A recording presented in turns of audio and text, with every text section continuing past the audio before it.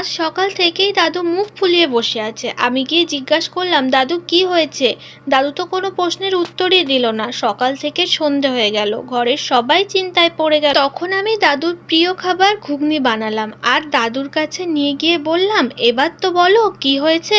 দাদু খেয়ে বলল, প্রতিদিন এই বাড়িতে শুধু আলুর তরকারি আর আলুর তরকারি, আজ আমি নিজে বাজারে যাব, সবজি আনবো। আমি বললাম, ঠিক আছে দাদু, তাহলে তুমি গিয়েই আজ বাজারটা করো। ঠিক তখনই ভাই বলল, আমি বাজারে যাচ্ছি, বলো কি আনবো। কিন্তু দাদু স্পষ্ট বলে দিল, না আমি নিজে যাব। ভাই তখন বাজারে চলে গেল। তারপর দাদু নিজের ঝোলা হাতে নিয়ে দাদু একাই রওনা দিল বাজারে। আমি বললাম, দাদু একা যেও না, আমি তোমার সাথে যাই। তবে দাদু তো জেদি, বলল না আমি একাই যাব, কারোর কথা শুনলো না। অনেকক্ষণ কেটে গেল, দাদু তো ফিরছেই না। বাবাও বেরিয়ে গেল খুঁজতে, কিন্তু খুঁজে পেল না।